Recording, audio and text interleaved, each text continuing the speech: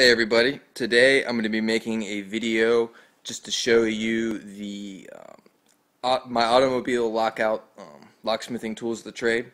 Yes, this is just for automobiles. I'll start off with my in-car methods, or through car, or however you want to word it. The basic premise is use one of these wedges. I usually start off with just a regular wedge to get a little groove in between the weather stripping in the car. Then I use an air pump wedge, which are one of these, to spread it out a little further. You have different wedges for different types of scenarios. Like I said, this is a real basic, so I'm not going to go into detail about everything. So there's my little collection of wedges that I have. Those allow you to use either one of these reacher tools. This is a wedge as well.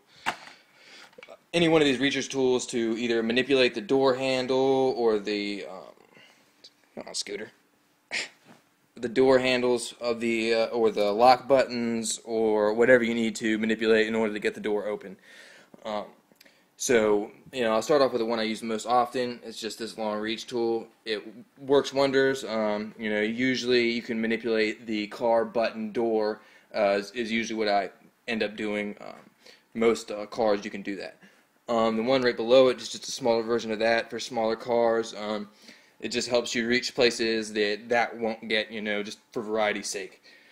The one right below that, this one at the end has a little lasso, and at this end has a little pull, and that's used for your the types of locks where you have to pull up a little rod to unlock the car door. One right below it is just it does the same exact thing, just for situations that you have less space to get in, so you can't use this one. This tool right here, this little piece of plastic, is just to slide in between the little the weather stripping, so you don't leave marks on people's cars. The one below that is basically the same thing as the top one, but it's bendable. So once again, just for variety's sake, and it'll help you get into places where the other first two can't. Also, this one is a bendable version of a lasso tool. It grabs onto door handles really well. It'll get you, if you can see the keys inside of the car, this one works really well for that. But basically just a good variety of these in-car tools will get you into most every vehicle. Moving on to the other method I use, is the method I prefer, just because you have less chance of damaging a vehicle, picking the car door lock. At the moment, I don't have any inner groove keyway, the groove key type of picks, but I have ordered some for the most common here in the States. So I'll show you those when I get them. But you'd be amazed. The thing I go for initially is the auto jigglers. They open a good deal of cars. It actually does take a little practice to really, get the technique down. But once you got it, you're able to go through each key, quickly. And also, the more experience you have, the more sort of prior knowledge you have of which one is going to work better for the type of car you're working on.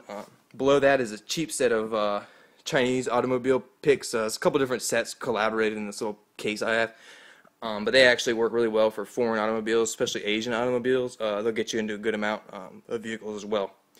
Oh yeah, as far as the in-car doors, I have this little in-car methods. I have this little light that has suction cups, and you can you press it on you put it in the opposite side of the say if you're working on the driver's side door, you put it on the passenger side window, and that'll allow you to see at night. Tension wrenches I use. This tension wrench is the one I prefer, but a lot of times it won't allow me to get in.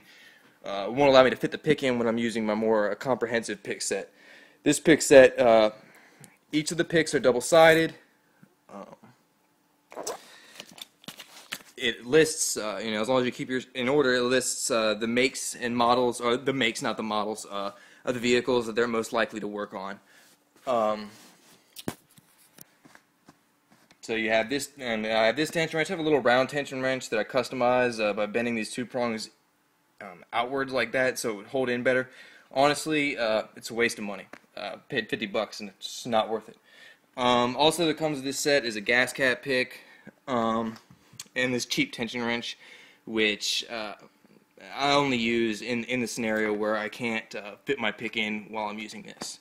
So Oh, and I'll go ahead and touch on, I don't like the indoor methods just because they're pretty consistent on your newer vehicles, and they'll get most vehicles open, even though these days they tend to make it a little bit more difficult on the newer cars, but also the fact that you risk pulling wires and stuff like that. I just don't want to risk damage to any vehicles while I'm working on them. But anyhow, that's it. That's my automobile lockout locksmithing tools of the trade. If you want me to put on a demo to show any particular tool, you have any specific questions, you can private message me and I'll be happy to answer them for you.